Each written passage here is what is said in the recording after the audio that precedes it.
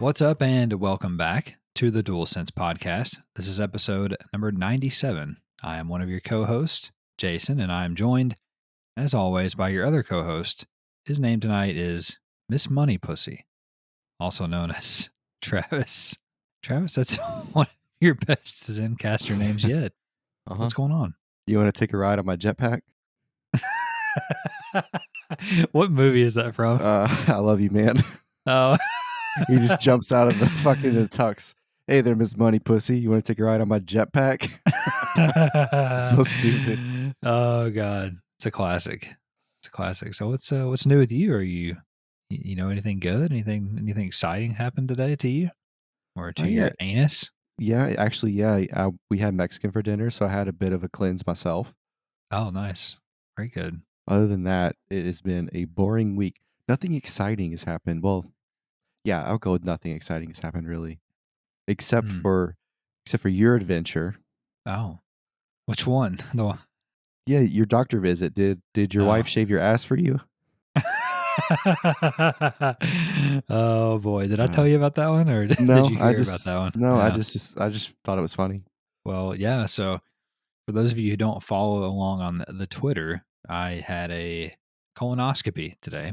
Had my insides looked at the hospital, and just they wanted to see what I was made of, I guess. Just poking around. It's something that a good alien could have done for free. That's exactly. I read a good theory though about aliens this week and why we haven't seen them yet. Okay. And this is a good segue to I'm aliens. sure it is. Into aliens, but I thought this was interesting. So one of the new theories about why we have not had contact with aliens yet, why they haven't been here, because we the assumption is that alien races, alien civilizations are just way more advanced than us, right? So everybody's like, well, why haven't they just come? The theory is that because one of two things happen with civilizations, no matter where they are in the universe. I can't talk. And one thing that happens with civilizations is either they become so advanced that they essentially die out because they go too fast too quickly, if that makes sense. They burn out just like a star with too much gas. Exactly. They burn out, or they realize that their progress is unsustainable within society. So they basically cease to innovate. They cease to progress. They just enter kind of like a stasis. Like they stay where they're at. They just try to maintain because they realize that they're outpacing themselves and the resources that they have on their planet. So they quit worrying about trying to get away from their planet and see what's out there and go beyond. They just worry about taking care of their own planet and continuing to survive. So thought that was interesting. Mm-hmm. It's much better than the other one where we just somehow kill ourselves. Yes. Yeah. Correct. So anyway, I had a colonoscopy. I got probed, and I guess everything's fine. I don't know. They took some biopsies of my insides, and they took some pictures actually, which they sent home with me, and I haven't looked at yet. So I get to see what the inside of my asshole looks like. So finally, finally, I've been waiting all my life to see it. I mean, you've been looking up there forever, but it's dark. Yeah, exactly. I had all those ribs removed for no reason, and anyway, so. Yeah, we're a PlayStation podcast. You and I get together every week, and we discuss all of the week's news, rumors, new game releases, and much more in the world of PlayStation. We do it all in under 90 minutes, and we post new episodes on Monday on all of the normal podcast services like the one you're listening to at this very moment, as well as YouTube, where we also share game streams and clips, gameplay videos, series of gameplay, like Crusader Kings 3 at the moment. I just posted episode 5 yesterday, actually. So you can check that out if you're interested. Also, you can reach out to us on social media. Our primary feed is Twitter, and you can find us there at the DualSense Pod. We also have an Instagram where we post virtual photography from our gaming escapades, and we also have a Facebook page and a blog, which is called the DualSense podcast.wordpress.com. So look us up, and we would love to hear from you and talk PlayStation. So without further ado, Travis, let's jump into the news here, starting with a pretty lengthy one. And I'm so sorry, but I had to write another novella because we had a pretty big news item this week. Number one, in an absolute shocker this week, publisher Square Enix and Swedish mega corporation Embracer Group agreed to a transaction that will see Embracer acquire a huge chunk of Square Enix's Western development studios, including Crystal Dynamics, Eidos Montreal, and Square Enix Montreal. The deal will also include more than 50 additional IP such as Thief and Legacy of Kain, and could potentially include the video game licenses to Marvel's Avengers and Guardians of the Galaxy as well, although Marvel itself will have to approve the inclusion of such licenses in the deal. The acquisition sees Embracer increasing its staff headcount by approximately 1,100 employees from across the 3 studios operating at 8 locations around the world. The total purchase price will be $300 million cash to be paid in full. Straight cash, homie. That's good. That's great. Okay, I get it now. The $300 million cash will be paid in full at the closing of the deal, which is expected to take place between July and September of this year. It's pretty quick. Once it closes, Embracer will have 14,000 employees, 124 internal development studios, more than 900 owned IPs and franchises, and 230 games in active development, including 30 AAA quality titles. Amazing. Regarding the deal, Square Enix stated in a press release that the move, quote, enables the launch of new businesses by moving forward with investments in fields including blockchain, AI, and the cloud, end quote. Also fart noise. However, Square Enix still owns other popular Western-style IPs, including Just Cause, Outriders, and Life is Strange, which it says it will continue to publish within its current structure. As for the studios on the move, Crystal Dynamics was founded in 1992 and was known early on for being the first licensed developer for the 3DO hardware system, although it is mostly known today for its work on the Tomb Raider franchise. In 1993, Strauss Zelnick, the then president of 20th Century Fox's film studio, was hired to run Crystal Dynamics. Of course, Zelnick is now the legendary executive in charge of Grand Theft Auto parent company Take-Two Interactive. Even PlayStation's own hardware architect Mark Cerny had a brief stint at the studio, where he was instrumental in Crystal Dynamics becoming the first American development studio to secure a PlayStation development kit for Sony's original system, a deal which he negotiated with the current head of PlayStation Indies and former head of PlayStation Studios, Shuhei Yoshida. In 1998, Crystal was acquired by Eidos Interactive, which in turn was purchased by Square Enix in 2009. Eidos Montreal was founded in 2007 and is most known for their work on the Deus Ex franchise, and most recently for their Marvel's Guardians of the Galaxy game. Square Enix Montreal was founded in 2011 as a traditional studio with plans to create a new AAA Hitman game for consoles. However, in 2013, parent company Square Enix shifted the studio's direction to mobile game development, where they are known for the Go series of turn-based puzzle games, which later came to consoles, so Lara Croft and Hitman Go. And finally, to wrap up here, Travis, following the announcement of the deal this week, multiple industry insiders and reporters quickly turned their attention to the idea of what remains of Square Enix getting acquired in its own right, as this certainly seems like a move to quote-unquote trim the fat to make Square Enix more attractive to potential buyers, perhaps even Sony. In fact, VentureBeast's Jeff Grubb said that prior to this deal, the big acquisition rumor was indeed that of Sony purchasing Square Enix. All right, that's a lot, but what do you make? That last part I think has a lot of legs, so it makes sense to kind of sell off part of the company because maybe buying Square Enix with Crystal Dynamics, maybe that was a bridge too far for Sony in a sense. Maybe it was too much money, or they felt like it wasn't worth their time. Being bought by Embracer, it kind of makes Crystal Dynamics seem like that in a way, like it's, I guess, less than in a way. Like Right. that's kind of how I see it, especially with like the other things Embracer has bought. And I know that they have AAA quality games in development and in the past and stuff like that. That's what I mean is like when you think about a first party studio, you're just thinking about like games rated in the 80s and 90s on Metacritic, right? And Yeah. I don't know that Crystal Dynamics is doing that anymore. To be honest with you, so yeah, that kind of makes sense to me. That last quote I think really has a lot of weight to it. That being said, Crystal has a lot of history that you went through in PlayStation, a lot of It's big pretty history. amazing, isn't it? Yeah, it's kind of wild when you think about it. It's kind of like UCLA basketball, right? Like they were really good a couple of decades ago, and now they're just kind of in the tournament every year. Hmm. And that's cute, but maybe you should do something now. Is kind of what people feel like. So I think this is a Yeah. reflection of that, especially the talent that came through. And maybe that's part of the problem is they don't pull that talent anymore. Like there isn't a Zelnick there anymore. There isn't a Cerny there anymore. Pulling talent, what does that mean? How do you find that, etc. But when I look at overall what this means, like when you put those numbers for Embracer Group together, like it doesn't really, like they own 900 IPs. Like Yeah. they have 30 AAA quality games. And I don't know if you put a gun to my head if I could name 30 AAA games that are already made. Like I would struggle. Yeah. Sure. But no, it's cool. Like from their perspective, it's interesting. It reminds me of those games you see, like those mobile games where like you move something and you just like keep collecting landmass, and then like Yeah. eventually you run into a landmass and the game ends. I feel like that's what Embracer Group is. They're just kind of like floating around in the ocean collecting plastic trash.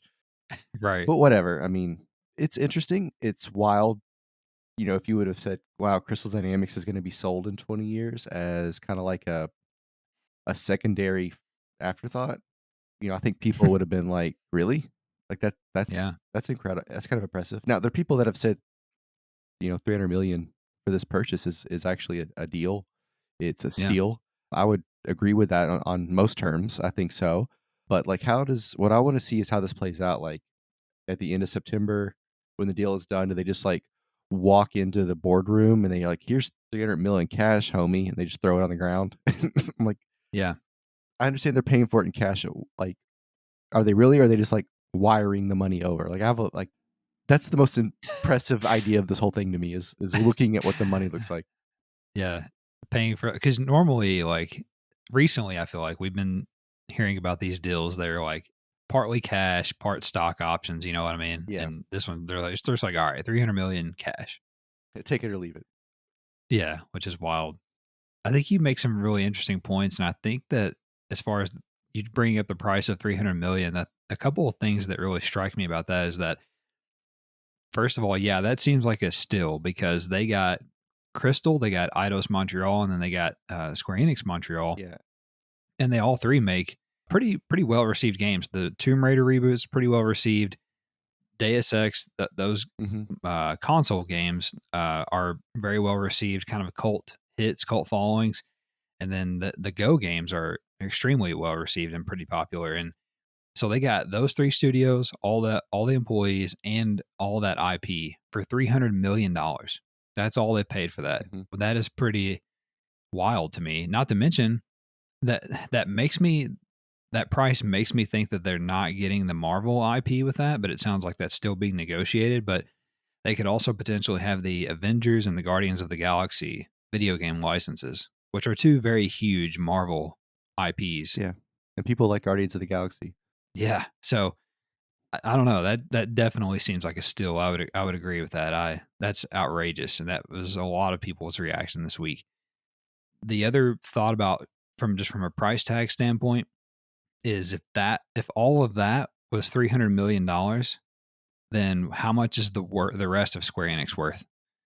That has like Final Fantasy and that, because basically the Japanese parts of Square Enix are what's left. Now they did keep Outriders, Just Cause, Life is Strange, those IPs, but like let's assume that Sony is working to purchase the rest of Square Enix, which I think makes a lot of sense. Obviously, Japanese company and Japanese company. How much does that now going to cost Sony? Because I feel like it's hard to sit here and imagine what's left costing more than $300 million if what they just sold was worth $300 million. Does that make sense? Right. But I also feel like Sony's going to pay more than $300 million for that if they buy them. So I don't know.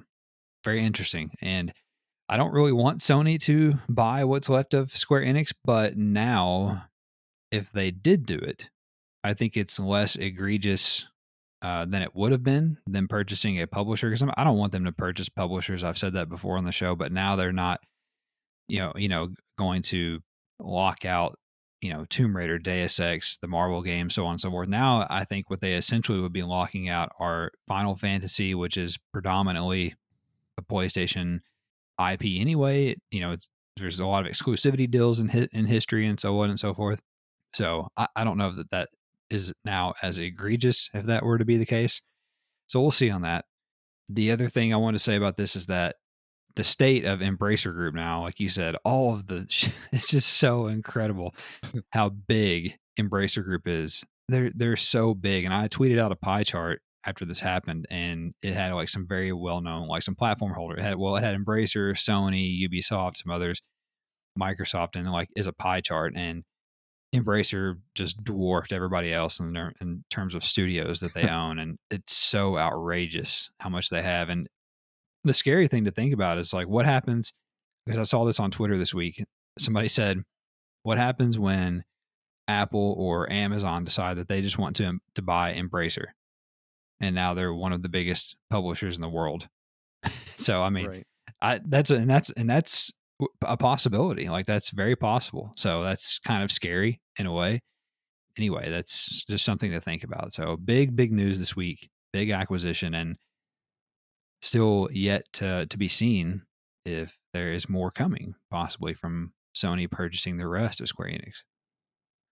Number 2, and much shorter, Travis. Jim Ryan was telling the truth when he said to expect more PlayStation acquisitions. Interesting, as Sony Interactive Entertainment is now seeking a director of corporate development, according to new job postings reported by website Video Games Chronicle. The PlayStation corporate development team is responsible for identifying inorganic growth opportunities through acquisitions, investments, or joint ventures, according to the posting. It adds, quote, the team sources, evaluates, and completes transactions that are aligned with SIE's strategic priorities and drive significant long-term value for the company, end quote. So, looks like there are going to be many more acquisitions coming if they're hiring someone like this. What do you think? Yeah, for sure. It's like when these teams or colleges have a search committee for a coach. It's like Yeah. taking that and bringing it in house. Which is kind of cool because we talked about before, like cool in a sense. Let's preface that it's cool in the sense of like we've talked about before. What are they looking for? Like sometimes it's obvious when Sony or Microsoft buys a studio, like it's blatant, like you get it, right? But other times they buy Mm-hmm. these little bitty indie studios or these kind of floating mid-level kind of guys. Like what are they seeing? What do they want? And the fact that they're creating a group or a department to look for these things does two things. One, it tells us that this is not a trend anymore. This is a thing that's staying. But two, it gives us kind of maybe a little bit more insight into why and how they pick these places. So it'll be interesting to kind of see a little bit of how the sausage is made with these decisions. And by how it's made, I mean like what they really are looking for. Not every time that a studio gets acquired, the new parent company comes out and says a bunch of buzzwords about why they bought them. Those are all Right. stuff that you could guess just by reading a game list, or even you could probably guess.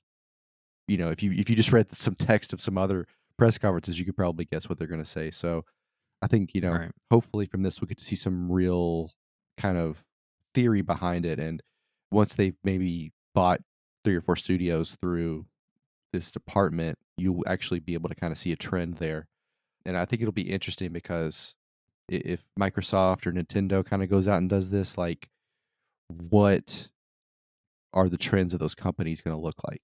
Where where are their kind of traits going to lie? And what we expect from Sony, what we would think, they're going to want to get these, I would call them like low floor, high ceiling Mm. studios. Like they're not going to take a lot of gambles, would be my guess. They're going to get studios that kind of perform at the level they expect. Like we've talked about before, like sure Android might be innovative in their technology, but Apple is still the standard of quality. And I think that kind of Right. follows suit with PlayStation. Like like last week they added in the new feature, whatever it was, HRR or something like that. Oh, the VRR. Yeah. Yeah, the VRR. Sorry, HRR is a car.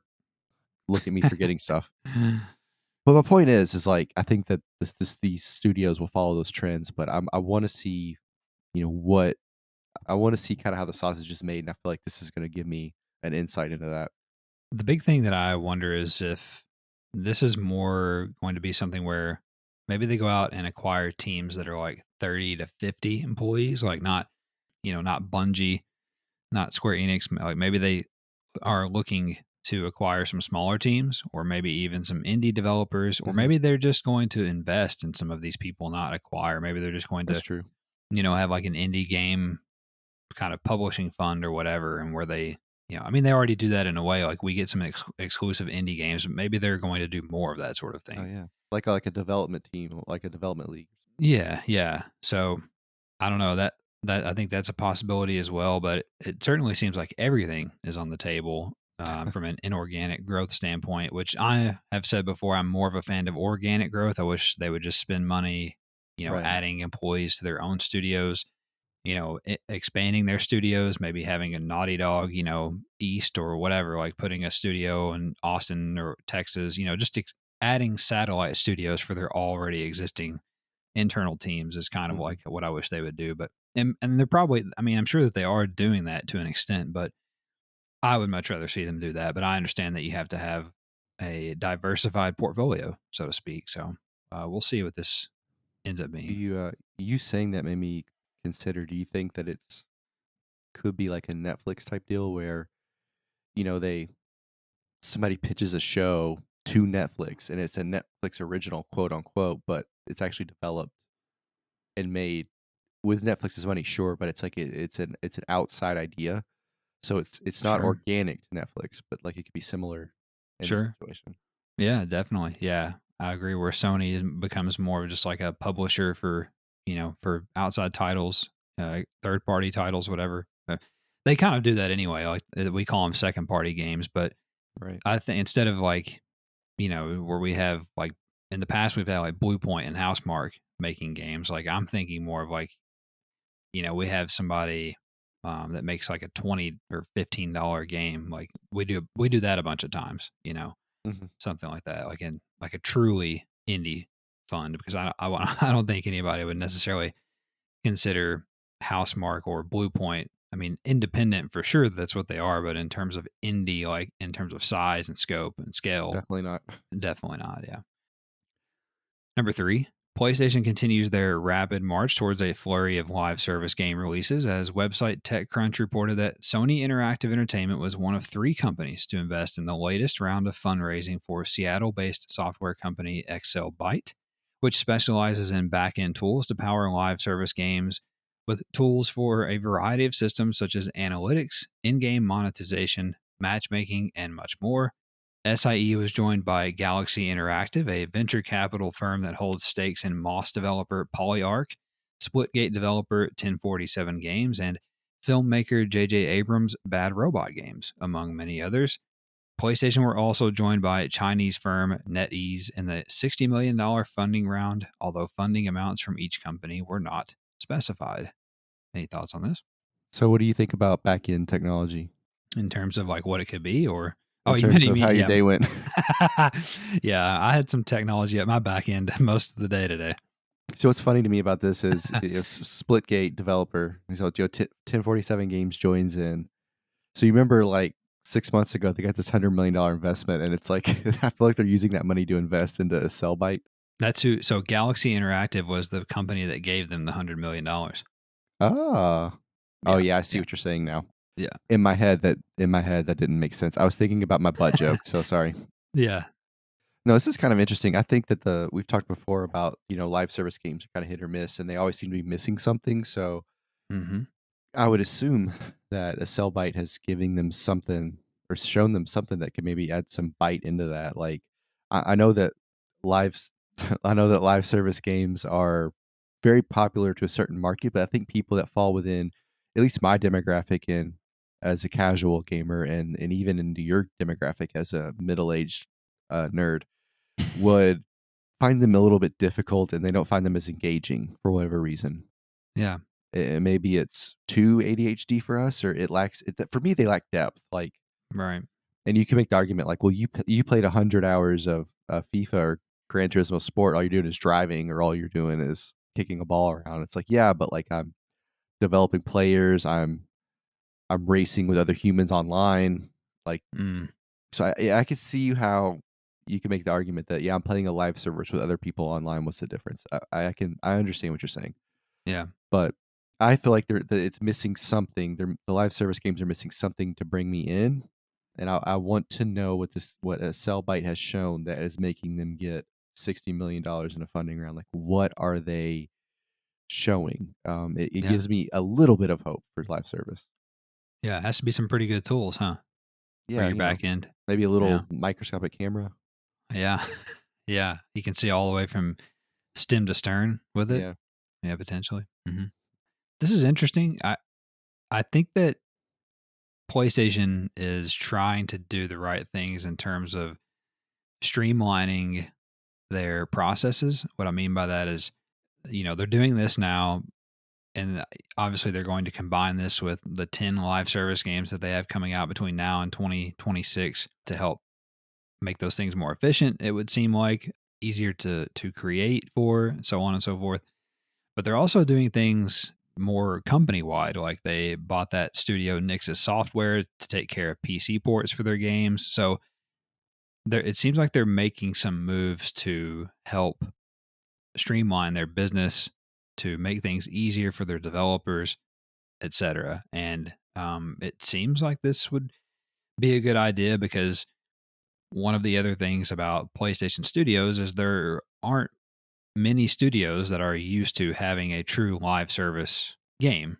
So I think if you can make life easier for them, make it easier for them to develop that, to support it, update it, so on, whatever. I think that's a smart move to kind of remove some of the variables for them, or at least things that could fail for them, to make things not go well for their live service game. So I think this sounds smart, and the fact that they have some of these other big players investing in this means that obviously there's something to this. Number 4, Sony announced the May additions to the soon-to-be defunct PlayStation Now service this week.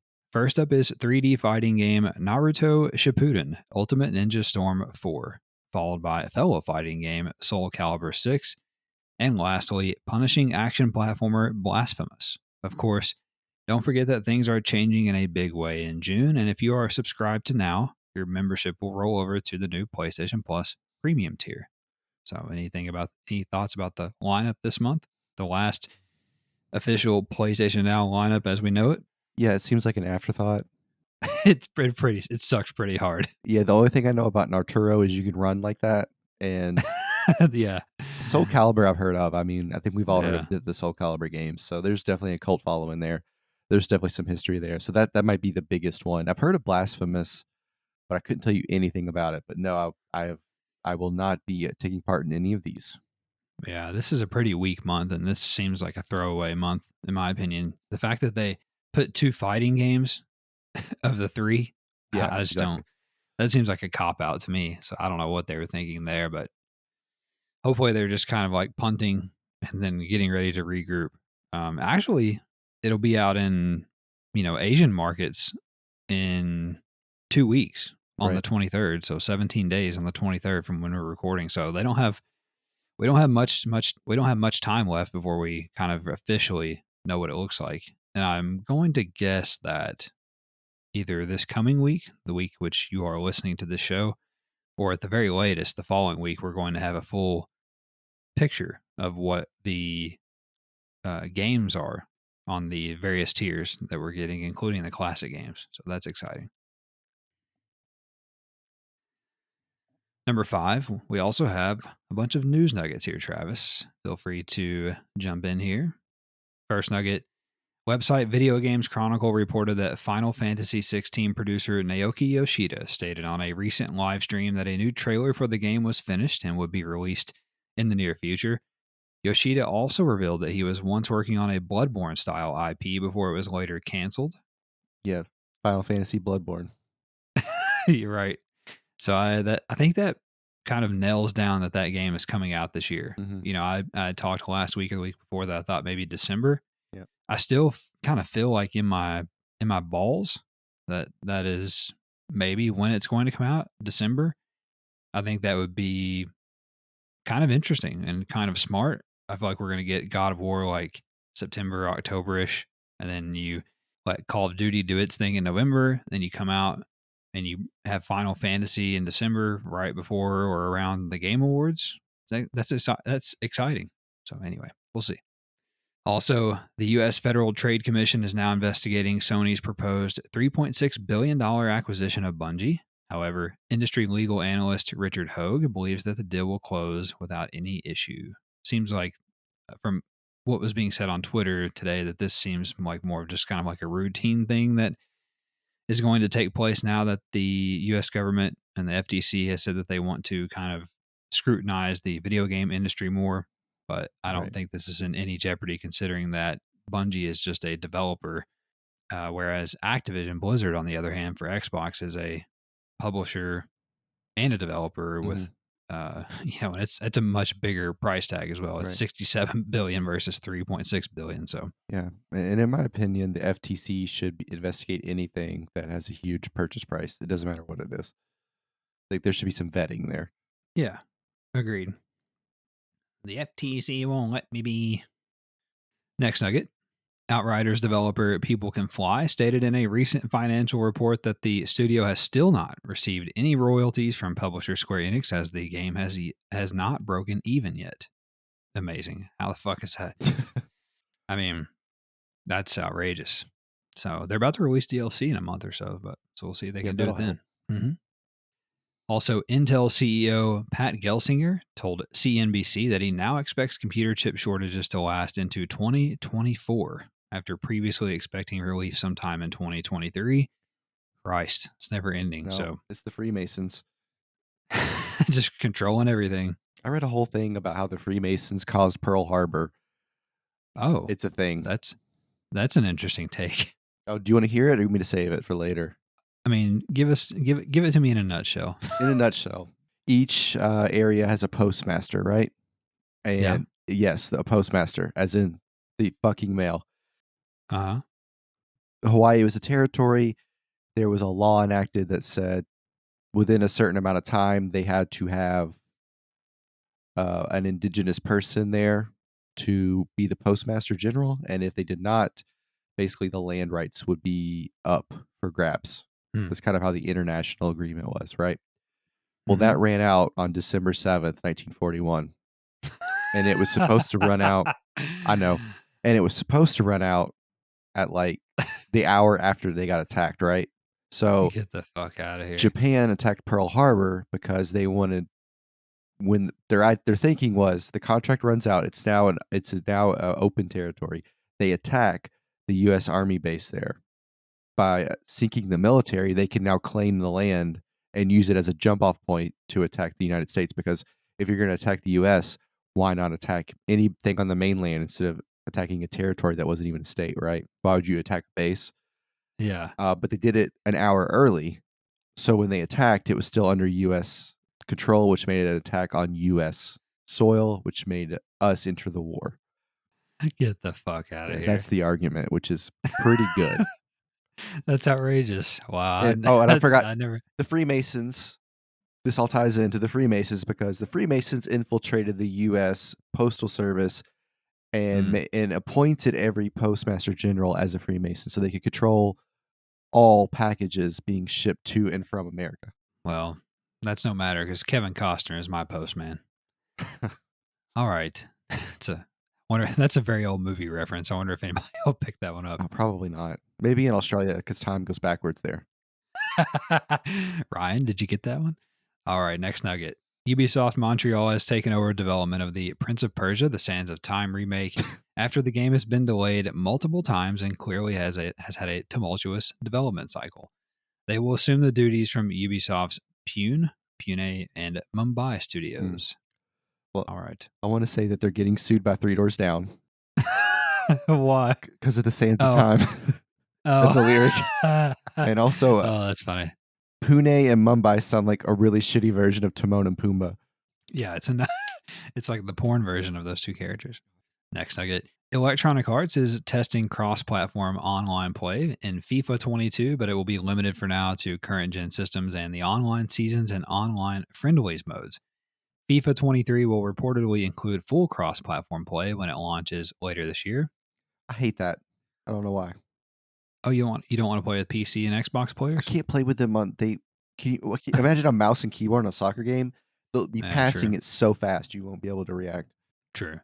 Also, the new game called Everywhere from former Grand Theft Auto producer Leslie Benzies will be a quote unquote real life Ready Player One, according to an investor presentation found on his studio's website. It describes the title as, quote, an open world AAA game with a multiplayer experience incorporating a multi chapter epic narrative user generated content through a, quote unquote, virtual sandbox where players can create their own worlds and deep social and streaming integrations, end quote. Whew, it's a lot. Hope they can pull that one off. Also, 2016 action game Fury will be getting both a new DLC pack and a native PlayStation 5 version on May 17th. EA will add NHL 22 to the EA Play service catalog on May the 12th. There are also rumors of FIFA 22 and Battlefield 2042 coming to the service soon as well. Variable refresh rate support has been patched into Ghostwire Tokyo on PS5 this week. The New York City Employees Retirement System has sued Activision Blizzard over the Microsoft acquisition, claiming that CEO Bobby Kotick rushed the deal in an attempt to escape liability for his wrongdoing at the company and to achieve significant bonuses, adding that he skirted his fiduciary duty to stockholders after selling for a mere 1% premium on the company's stock price at the time. So I would say that this deal is in much more jeopardy than the PlayStation and Bungie one. Yeah, that doesn't sound good. No. Also, in another publisher mess, Ubisoft shares jumped 10% after news broke that the company's founding Guillemot family was considering partnering with a private equity firm to acquire the company themselves, following recent rumors of an impending hostile takeover. What? Interesting. What's up? What do you mean hostile takeover? Like there's some Cubans in the back with masks on, like fucking give me Ubisoft. Like Yeah, it's like Captain Phillips, and he's like they got the Somali guys on the boat with AKs. Now they're I think it was last week where we talked about how there was I can't remember what there's a couple of private equity firms like Blackstone, which sounds like a CIA it like is. program. They're Mhm. trying to buy Ubisoft like by acquiring a majority of shares. Uh, And this has happened to Ubisoft before. There was another French company called Vivendi, like a decade ago, maybe, Mhm. that was trying to do the same thing. And mhm. the Guillemot family had to do something like this. I don't remember how they ended up getting out of that the last time.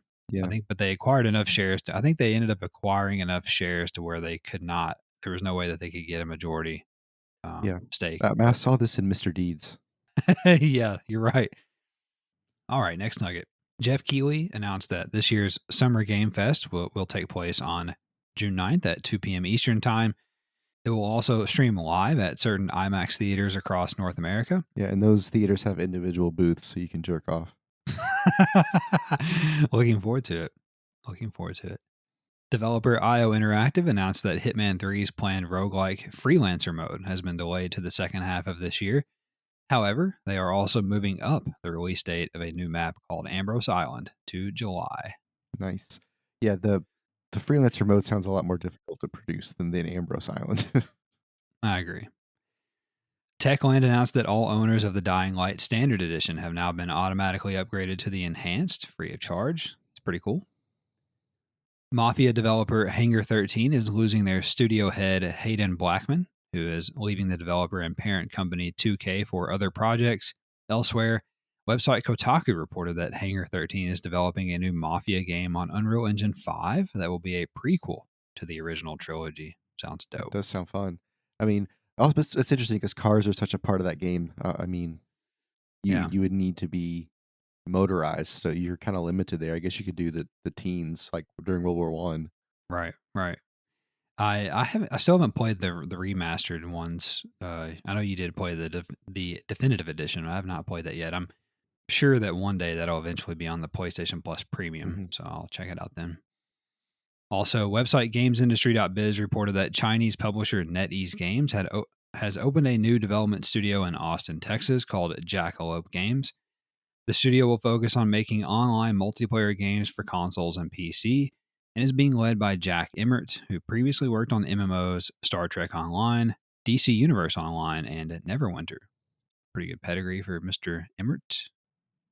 French developer and publisher Nacon announced a new studio called Nacon Studio Milan. It will include Rims racing developer Raceword Studio and a second team working on a, quote, survival game based on one of the world's most popular film franchises, end quote, according to the studio's website. The site also includes 2 concept art images which reveal that the project is based on the Terminator franchise. It lists some diner location from the movies, and I don't know. So I don't. They pretty much leak their own game, Yeah. but that actually sounds pretty cool. Yeah, that wasn't my guess for the film, but that's pretty cool. Yeah. I would have guessed probably Yeah. Fast and Furious. Jesus Christ, I've had enough of that. Also, Chinese communist mega publisher Tencent Games has opened a new development studio in Liverpool, UK. Can't believe they let them come over. I know. Gosh damn, guys. Website Push Square reported acclaimed medieval survival game Medieval Dynasty is coming to PlayStation VR 2, according to developers Render Cube and Spectral Games. The title combines hunting with tycoon-type gameplay where players must build and fortify a settlement for you and your people. This sounds pretty dope. Yeah, I was gonna say when I read that, I was like, please be chivalry too, but I'll settle. Yeah, we'll take this. By the way, I was thinking you misspoke earlier Oh. when you try to say civilization, and Oh. I was thinking about all these games that you play where you're a manager Uh-huh. and they're just civil adjacent games. They're my civil adjacents. That's great. Yeah, you just have these little civil adjacents running around. That's funny. I'm going to change my PSN gamer tag to civil adjacent. All right, next nugget here. We're almost there. My assholes made it all this way. Crazy. The second season of content for Deep Rock Galactic is available now, featuring a host of new content for free. Speaking of, Deep Rock Galactic developer Ghost Ship Games has made investments in Danish studios Ugly Duckling Games, Games Swing, and Half Past Yellow. Mhm. Interesting. Ghost ship games is hard to say. It is. Skateboarding. Did I say ghost shit? Maybe No, I mean I would have. Yeah. Okay. Skateboarding game Ollie Ollie World will get its first sci-fi themed expansion called Void Riders later this summer. Dick Riders. Also, website PlayStation Lifestyle reported that following their acquisition of the previously mentioned Square Enix studios, Embracer Group promised new entries in beloved franchises like Deus Ex and Thief. Very interesting. I think Thief could be cool. Like Yeah. expanded in a cool way is what I mean. Yeah, I never played Thief on PS4. It was pretty much a launch game, if I remember, when PS4 came out. Never played it. I think it got really poorly reviewed, but Thief on PC back in the day was my shit. That was like one of my favorite PC games. Fucking awesome. You shoot the water arrows at the lamps to put them out and then stab somebody. Pretty cool. Uh-huh. Anyway, I learned a lot from that game. Also, Sifu received its new update this week, which added difficulty options and an advanced training mode. Insider Colin Moriarty stated during his recent Sacred Symbols live show that PlayStation was not done with Bloodborne, hinting that either a PS5 upgrade or a sequel is in the works. So rejoice, all you Bloodborne bitches. Website PlayStation Universe reported that the following games received update patches this week: No Man's Sky, Smite, Ghostwire Tokyo, Returnal, Dreams, Fortnite, Wreckfest, Sifu, Zombie Army 4, Dying Light, Deep Rock Galactic, Tiny Tina's Wonderlands, and Horizon Forbidden West. So if you've been waiting for some fixes or content, might want to check that out. Also, Hitman 3 game director Matthias Engstrom has left developer IO Interactive to join Crytek as game director on Crysis 4. It's very interesting. Developer Starbreeze, here we go, Travis, confirmed that Payday 3 is in full production on Unreal Engine 5 and is still on track for a 2023 release.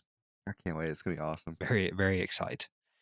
An anonymous Reset Era insider called Ash Hong said that a God of War Ragnarok state of play is not happening in the month of May. So Okay. if Ash Hong said it, guys, it's not happening. Yeah, I bet Asshog knows. Also, developer CI Games has switched to Unreal Engine 5 as its primary engine for key IP, including upcoming Sniper Ghost Warrior games, Sniper Ghost Warrior and Lords of the Fallen sequels, which is good news. And also, They revealed that a new Sniper Ghost Warrior game is in development by saying this. That has not previously been announced. So they Perfect. think they slipped up there. Everything's going to Unreal Engine 5. Next nugget, more footage of HBO's The Last of Us has leaked online this week if you're interested. I am staying far away. Actor Ewan McGregor hinted that the upcoming Obi-Wan Kenobi television series could tie in with the also forthcoming Star Wars Jedi Fallen Order 2. Website Gematsu reported that roguelite platformer Falling Out was announced for consoles, but no release date was given. Hardcore action RPG Thymesia will launch on PS5 on August the 9th. Wipeout-inspired futuristic racing game sequel Redout 2 will launch on PS4 and PS5 on May 26th. All Elite Wrestling Fight Forever is the official title of the upcoming All Elite Wrestling game. Elsewhere, website Sports Gamers Online reported that development of the game has been marred by tension between developer Ukes and some All Elite Wrestling teams. Imagine that. They're the same developer that 2K fired from making WWE games. So, shocker. Also, Activision Blizzard admitted during a recent 2021 financial report that Call of Duty Vanguard did not meet internal expectations, and they partially blamed the game's poor performance on the World War II setting. Huh? They said that because it was a World War II game, that it didn't sell as well. It's the most popular war in history. Read a fucking book. People were tired. They don't get that. People were tired of it. We don't want a game about it.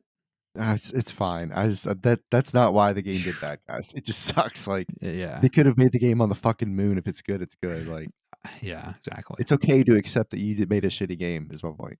I wish they would make a game about Pearl Harbor happening because of Postmaster Generals in Hawaii. Hey, man, listen. Don't hate people until you try it. Dying Light 2 developer Techland is looking into the possibility of implementing user-created content into the game. Developer Firaxis' XCOM-style Marvel game, Marvel's Midnight Suns, has been rated in Australia, meaning that the game is likely just a few months out from release. Forced scroll platformer Running on Magic will come to PS4 and PS5 sometime this summer. That meant something different in the 70s. Running on Magic Shrooms. Publisher Asmodee Digital will release action RPG Dark Envoy sometime later this year on PS4. Publisher Focus Entertainment will release first-person action-adventure game Blacktail for PS5 at some point in the future. Developer Fantastic, or Fantastic, however you say it, has delayed open-world survival MMO The Day Before from June 21st of this year to March 1st of 2023 as the studio moves development from Unreal Engine 4 to Unreal Engine 5. And very intrigued by that game. A lot of people don't think it's real. A lot of people think it's just like a scam somehow because they don't really like say anything about it. Like, they've shown clips of it, gameplay. It's more than we've seen of Abandoned. I'll give them that. Publisher Focus Entertainment will release first-person shooter Warstride Challenges on PS5 when it exits early access on PC. Developer Dreamstorm Studios announced story-driven puzzle game Naru: The Forgotten Lands for PS5, but no release date was given. BAFTA award-winning indie game Unpacking will finally come to both PS4 and PS5 on May 10th, so this week. Very quick. 2D pixel art Metroidvania game Soldiers has been delayed from May 19th to June 2nd. Developer Piece of Cake Studios, great name, announced that pre-apocalyptic action game Crossroads, where players hunt supernatural monsters across the U.S. countryside. No platforms or release date were given, however. That sounds pretty awesome, actually. And pre-apocalyptic, so we've gone from post-apocalyptic to pre-apocalyptic now. Yeah, they could have just not called it anything because that would just be now. Correct. But that sounds very cool. Keep an eye on that one.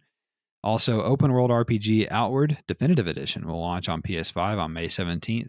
And finally, Travis Kamatsu reported that Gunzilla Games announced a new AAA narrative-focused third-person shooter battle royale called Off the Grid for PlayStation 5. It is being developed on Unreal Engine 5 and it will launch sometime in 2023.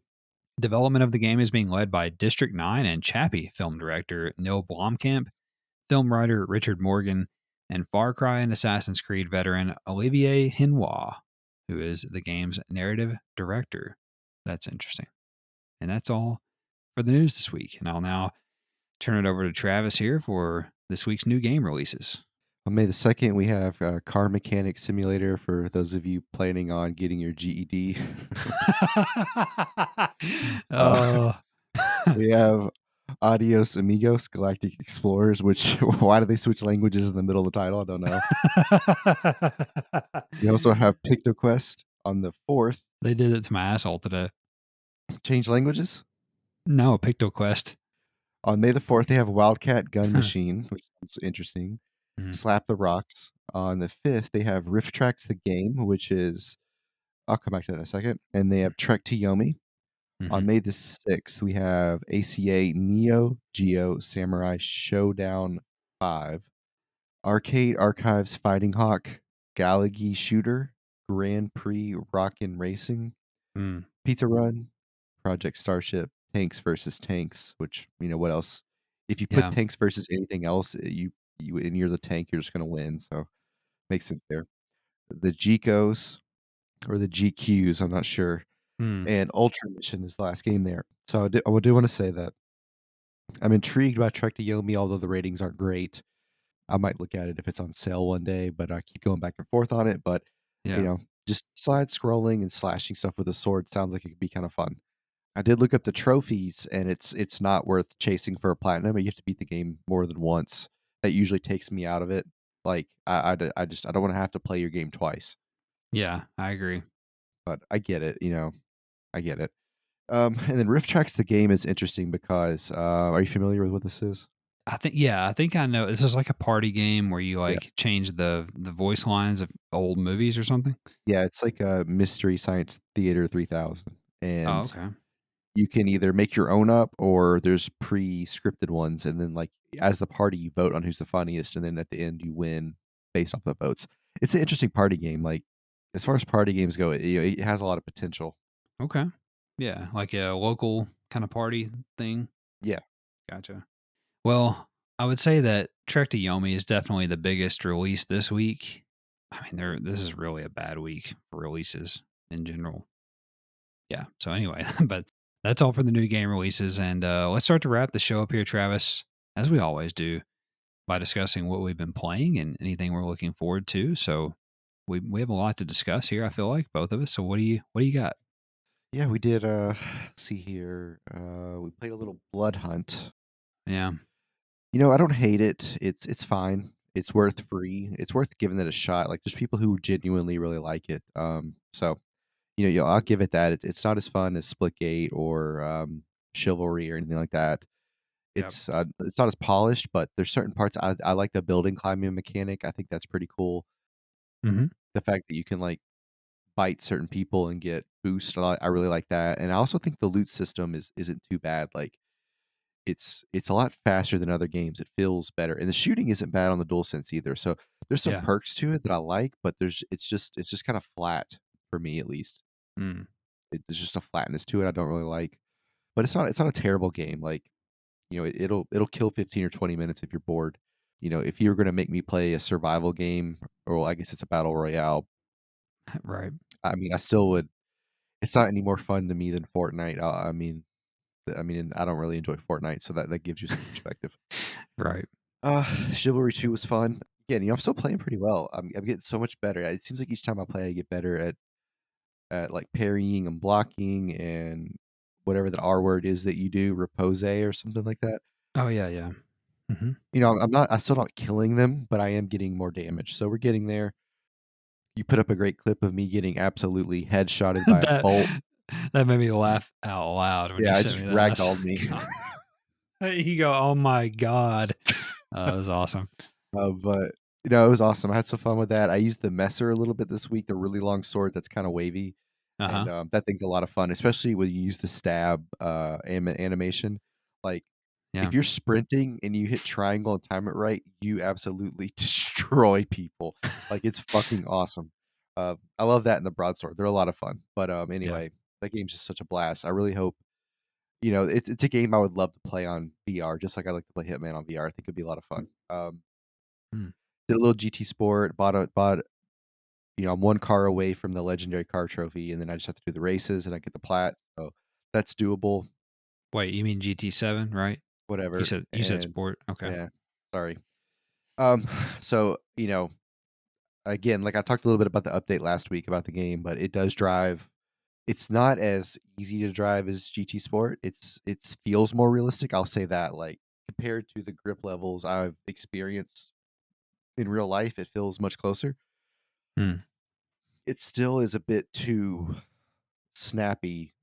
Like when the back end kicks out, or you have a little bit of oversteer. Like cars don't actually snap like that unless you're on a wet surface, and it seems like the mechanic when it's dry is too aggressive. But if that's the worst part about the game, I can live with it. I mean, I can't really complain. But did a couple races online this week. I didn't win anything, but I also didn't qualify. I was literally starting last, and I just see how many cars I could pass. So I did that 3 times, and each time I finished 8th, 7th, and 6th in a row.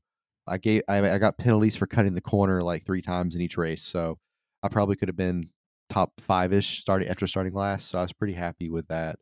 It's just more fun to start in the back and work your way through, because once you qualify Oh, with is it? yeah, because like, once you qualify with your time, let's say I hit my time and I'm at, like, 134, I'm always gonna be maybe at that track, I would have always been in the top 5 starting. So it's like, the 4 cars in front of me, I know are faster than me, and it's like, I'm probably not gonna catch them. Hmm. But if I start in the back, I get to race my way through, you Yeah. get to actually have some battles, like, that's what's fun to me about it, Yeah. Qualifying 5th and driving in single file is not interesting to me, Right. but whatever. It is what it is. So, it's game's in a lot better shape, I'll say that. The economy also seems to be a little bit better, so that's good. The last thing that we played actually was we downloaded F1 2021 Yeah. Yeah. as kind of like a precursor to the new game to see what we thought about co-op, see if we might be interested in playing co-op on the new one and maybe making some sort of series out of it. Yeah. It's I played on the controller instead of my wheel setup when we basically did the preseason and then all the testing up until the first race. And then I had to be an adult and go to bed for work. I think the game's fun. There's some difficulty to the game, like I put the AI difficulty on medium since it's your first F1 game, and then we picked the worst team. I love it. So which is like it's like par for the course for us. It's like, if we play NCAA football, like we'll pick the worst 2 teams Yeah. because it's fun. It's not any fun to just be Alabama or Mercedes and whatever. So Right. we did that, and we're kind of working our way through it. I qualified 6th for the first race. I made a few mistakes on my qualifying lap. You had a terrible experience. Yeah. I got disconnected, so I guess I'm assuming I qualified dead last. Yeah, you're 20th. So I'm not sure how well we'll do. We did I did Yeah. the short race, so like you have to make a pit stop. It's like 14 laps, so the race will take us like 20 minutes, if that. So it's about like playing a couple of games of FIFA. It's pretty short. Yeah. Nothing crazy there. So I guess we'll try that soon to see how it goes. The testing part has been fun though. Like our lap times were decently close, considering that you've never played that game before, Yeah. and that we were both on the controller. You were within, I think, like the first session we went out, you were like a second and a half behind me, and then by the end of our third practice thing we were doing, it was like I was first, Lewis Hamilton, and then you. So Mm. like that's a pretty good progress for your first time on medium difficulty. Like that's pretty good. So, but yeah, we'll play around with it, and if we were doing a longer season, maybe we were going to do 2 or 3 seasons, Yeah. maybe we would up the difficulty a little bit, because I have a feeling by like race 10, we'll probably be good enough to get a podium every race, which is might Right. be a little bit unrealistic for the worst team, but Right. we'll see how it goes.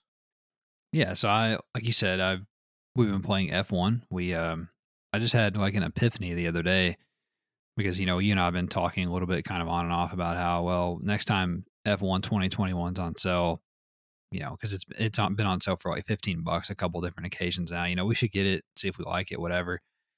I realized that we could pay $4.99 for a month of EA Play and download it and save $10 instead of having to buy it. And then if we don't like it, we didn't buy it. And then also, if we do like it, we could get an additional discount on pre-ordering F1 2022 if we decide we want to do that. So yeah, we took the jump on that, and I gotta say, I've already told you as much, but I know we haven't raced yet, so I'll reserve full judgment. You actually like do what the main part of the game is, which is racing cars. But I really enjoy it. I know we've just been doing practice sessions and stuff. It feels really good on the DualSense, and I've kind of been having a craving for a racing game, and I think that Gran Turismo is just like a little bit too much for me. Mm-hmm. But Dirt 5 is like not enough for me. But F1 seems like it might scratch a little bit of an itch because there's like the competitive part of it, but then there's like this career kind of like RPG thing going on, Oh and then yeah, that part's we cool. kind of and then we kind of have like this online co-op dynasty thing going on. It's kind of cool, kind of like an online league, and we don't really have that. You know, me and you always enjoy those things on sports games, so yeah, I'm into it. I think that if we end up getting the new one and we like it, and we do like a little series, like each race weekend's an episode, like Yeah, listening listening to us try to pick which development to do on the car, and also like neither one of us really understand what it means. It's like, oh, we're gonna put dampers on the wing. I don't know. I don't know. Is that important? right. I was like looking at stuff and I was like, oh, +4. Oh, that sounds good. That's what I was Okay. doing. Yeah. I was like, that sounds great. And yeah, so then racing, yeah, the racing is fun. I know I know you're a wheel purist, but it felt good on the DualSense in my opinion. So yeah, really enjoying that so far. We'll hopefully maybe we can before you have to go back to bed tonight, back to bed like you just got out of bed for this, but before before you go to bed tonight, hopefully we can get our first race in to see what we think about it.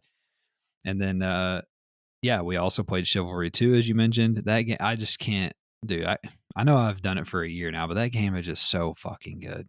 That's so good. It's one of the best games I've ever played. So Quickly, I just want to say that part of the thing I love about it is you can tell they had a lot of fun making it.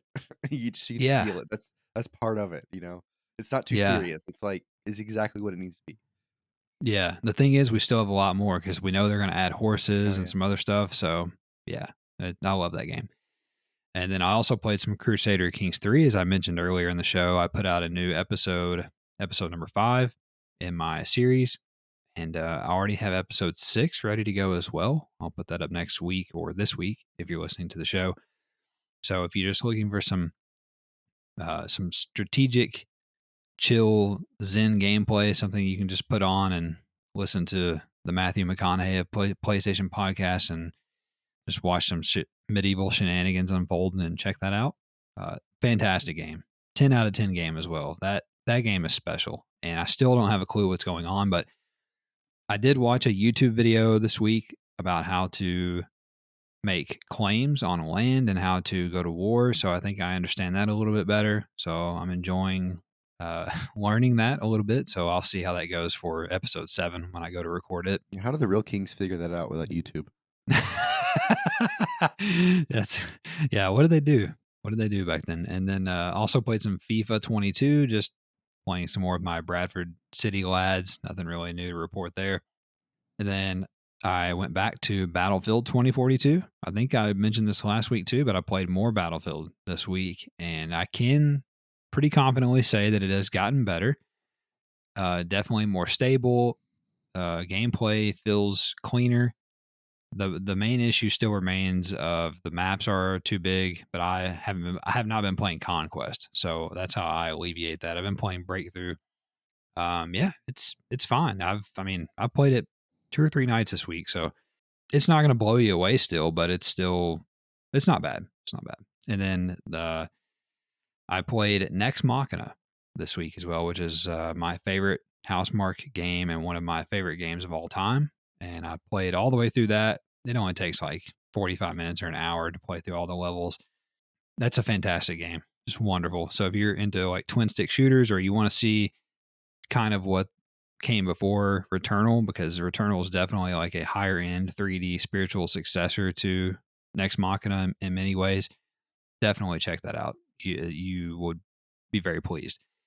So then after I finished Nex Machina, I wanted to play Matterfall, which is another Housemarque game that I never played. It's like a side-scrolling twin stick shooter as well, and it's not as good as Nex Machina. So I'll just say that much. It's fine, but it was a little disappointing coming off Nex Machina. So I'll say that much. And then Yeah, I forgot to mention we did play Blood Hunt, and after originally being pretty high on that game, I guess I have come down. So I was enjoying it at the start, but now I'm not enjoying it as much.